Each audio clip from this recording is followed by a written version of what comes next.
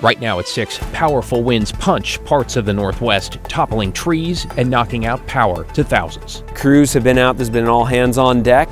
Plus, why does the city call dumping sewage from a shelter into a pipe in a North Portland neighborhood the best option available? Lots of people come down here with their dogs and their kids to play. And a real-life Grinch tries to steal Christmas in Camas. Whoever is doing is just being very brazen. At this point, there is no rhyme or reason. The effort to catch this suspected holiday car prowler before they strike again.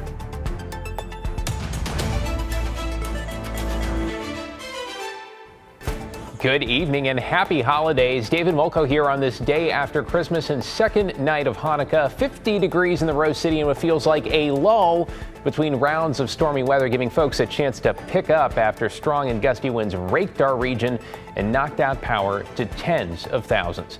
We have live TV coverage tonight with John Adams in Vancouver on a close call for one homeowner.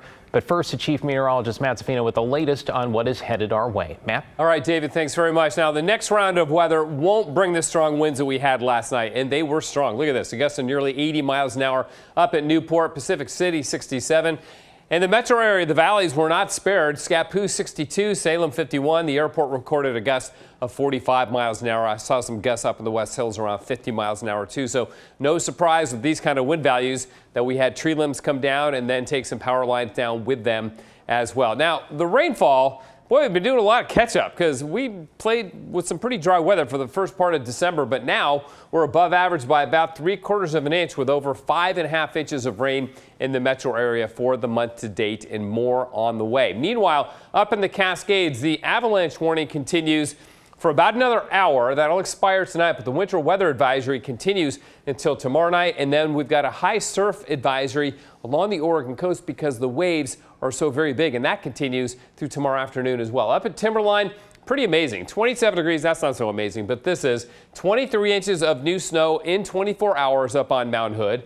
106 mile an hour wind gusts, top of the Blue Chair over at Mount Hood Meadows. Of course, they were closed down this morning because of all the heavy snow and the strong winds, limiting operations. They are back to full speed now. Look at the snowfall forecast here, too. That's 20 inches plus, even 3 feet at Mount Bachelor between now and Sunday morning as we get more storms coming our way. The next one tonight, another one coming in Saturday and Saturday night, and it just keeps coming. We may see another 4 feet by the time we roll into the new year, right? Okay, down in Newport right now, it is raining yet again, and that is headed our way. But notice the winds are very, very light, so no issues with that. The structure of this storm is different. Our wind should peak 20 to 25 miles an hour tomorrow. Won't be nearly the event that we had this morning, which of course is a good thing. So headlines, more rain, more heavy snow in the Cascades, but we'll back off on the strong winds at least for a couple days. David? Yeah, we could use a break from the wind. Thank you, Matt.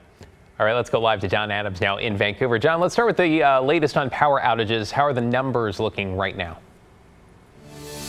Absolutely, David. Well, at the worst of things early this morning, there were around 34,000 Portland General Electric customers that were without power.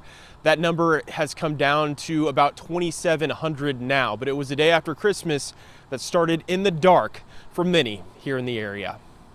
A strong storm system moving in from the Pacific Ocean brought over 60-mile-per-hour wind gusts to the coast and 50-mile-per-hour winds to the valley early Thursday morning, closing highways and causing thousands to wake up without power. The wind and the rain came through, knocked down trees and tree branches, which take power lines with them sometimes, and that's where we saw the majority of the outages. John Farmer with PGE says the power has been restored to a majority of those customers. Crews were ready to go before the storm hit. Many got to work as the heavy rain was still falling in the area. And, the crews have been out. There's been all hands on deck. Crews have been out all night, all day, working to restore our customers as quickly and safely as they can. North of the river in Clark County. You could hear the wind just ripping through. It's a 50 mile an hour, probably more. Sean Swift woke up in the middle of the night to calls from his neighbors. He had slept through the sounds of his bay tree splintering in the high winds, narrowly missing his home. I'm gonna need a gutter. I'm gonna need an arborist. It's a little more chainsaw action than I'm planning on doing. Swift says the tree survived last year's ice storm with ease, but was no match for this wind event that left him and his neighbors without power. You could hear the transformers blowing up to the east and west of us. and the bright flashes in the sky. Farmer says this is a good reminder for people to prepare for the next winter storm we may see, including putting together an outage kit. We're talking about things like food and water, medicine that your family needs, batteries, flashlights, whatever the case may be. A lot of it needs to be tailored to your family. And we are back out live here in Vancouver where that tree came down near that resident's home here. These are Clark Public Utilities customers here, and many on this block are still without power. The last time neighbors heard from the utility company, they were hoping power would be back on by 9 p.m., but many still in the dark here on this street in Vancouver. David? Getting better though, John, from 10,000 down into the double digits, but still, here we go, another night. Thanks so much, John, in Vancouver there. Hey, it wasn't just neighborhoods. This is from Highway 26 between Manning and Tillamook County, where there was a lot of debris on the highway. That was the same issue that forced ODOT to close Highway 6 east of Tillamook. Close it to Portland. Highway 30 was also shut down in both directions because of down power lines. All roads have since reopened, but ODOT says it's always a good idea to trip check, of course, before you head out. The wind forced Meadows to delay its opening today, plus trees came down. A patrol had to deal with avalanche concerns, as they do with fresh snow. Though with the fresh powder, skiers and boarders were just ready to go. We did have, some trees being affected by wind, so we had some trees down on the mountain. So we won't open in those kind of conditions, but we have our surface lift, our beginner lift that are protected from the wind, so we're able to get those open. But right now we're just waiting for Ski Patrol to do some additional avalanche control work. I thought the weather was going to be decent. Super windy this morning. I saw the forecast for a lot of snow. We sat in the car with the boys in the parking lot for the past, 5 hours, and now we're finally getting to get a ride in. Totally worth it. We've been here since 7:15. But yeah, my best run of the season so far, if not of my life. Yeah. Totally worth it. You just have to wait. You heard Matt mention that gust, right? 106 at the top of the blue chair. The wind on the other side of the mountain was too much at Timberline. None of the lifts there open today. The Timberline shuttle will also not be running for the rest of today. Hey, to stay on top of the weather in your neighborhood, to get the latest alerts, be sure to download the KGW app. And of course, stick with us here and at KGW.com for up-to-the-minute forecasts across the Portland Metro and the Northwest. In your headlines this evening, a motorcyclist has been taken to the hospital in very serious condition after a collision with a pickup truck in Northwest Portland. Police say this was around 1:30 this afternoon at Northwest Everett and 16th. That is right next to the Everett overpass over I-405. We're working to get more information. The reward is growing in the search for the suspected arsonist who torched ballot boxes in Portland and Vancouver the week before the election. The Washington nonprofit Arson Alarm Foundation is offering a $5,000 reward for tips that lead to an arrest in the Vancouver case. The FBI believes the incidents are connected and is offering its own $25,000 reward. Surveillance video from the Portland incident recorded a dark-colored Volvo sedan near that ballot box and the driver appearing to place something inside shortly before it exploded. If you know anything, contact the FBI or the Arson Alarm Hotline. Several men are facing solicitation charges after Portland police conducted another mission targeting trafficking and prostitution activity near Northeast 82nd and Sandy. Today, PPB reported the results of the last mission from Thursday. 9 men from the Portland Metro and Salem were arrested or cited for solicitation. 7 people, likely trafficking victims, were offered resources. And negotiations between Providence and the Oregon Nurses Association have resumed today after a 5-day cooling off period. The two sides have been working toward a new contract for months until negotiations stalled last Friday. If they cannot reach an agreement, more than 5,000 doctors and nurses at 11 Oregon hospitals and clinics could go on strike. The union is required to give a 10-day notice to Providence before workers walk off the job. I mean, it's just gross. It's like there has to be a better way. Now at 6, we're looking at a neighbor's complaints that raw sewage from a North Portland homeless shelter is being dumped multiple times a day into a pipe right outside their homes. Turns out the city has a permit to do just that. Blair Best went to find out what's going on.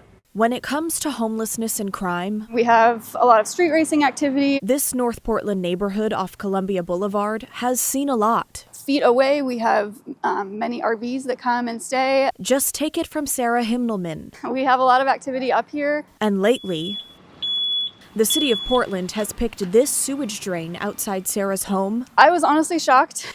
as a routine spot to dump waste from this new city-run homeless shelter along North Portland Road. For them to be coming with this sewage and dumping this in our neighborhood, it seems like an unfair burden. A spokesperson for Portland Shelter Services Group told KGW North Portland Road, the name of this tiny home village for up to 200 people, has a septic system that needs to be cleared regularly. In September, right before the shelter opened, the city got a 5-year permit to dump the waste in Sarah's neighborhood. We watched it happen Thursday morning. I really want to support that work, and I think they're doing a really good thing, but ultimately they should be finding a safer place to be dumping the sewage. Lots of people come down here with their dogs and their kids to play. The city spokesperson added that discharge location was the most environmentally sound and also cost significantly less than transporting the septic discharge across to the next nearest discharge station in Tigard. I would challenge them to come out and see for themselves. My house is closest to it, and we don't mind so much because we understand the necessity, right? I think it's better to be generous with what we have. At the end of the day, we get to go lock our doors and be frustrated about it, and these folks are cold in their tiny homes. So a spokesperson for the city of Portland tells me city groups are working to find other potential solutions to improve the overall impact to the community when it comes to that sewage discharge location. David? Yeah, a few different perspectives there. Hey, Blair, before we let you go, speaking of that shelter itself, because you cover these extensively, how do things appear to be going there? So, David, we were there when it opened in October, and at last check, nearly 90 people have moved in. It's a mix of tiny homes and parking spaces for people living in RVs. Today, we didn't see any RVs parked there. But I also want to note there is not a signed good neighbor agreement between the city and the surrounding community. Last year, the St. John's Neighborhood Association did not want to work with the city on an agreement because they didn't believe it would influence the city's plans. Thanks, Blair. Always appreciate your reporting. Well, now to an update to a story we brought you Christmas Eve of a fiery single vehicle crash Monday night in southeast Portland. A warning, some viewers may find this intense to watch. It is new video of firefighters and police pulling a driver from a burning car and in the process saving her life. Take a look. There's somebody in there! Well, this is around 9 p.m. Monday at Mount Scott Boulevard in Southeast 112th. Firefighters were able to break the windshield and together with police pulled the woman out. Let's get her further from the car! Further from the car! The woman is now in the hospital. First responders say she should survive. She was cited for both DUI and reckless driving.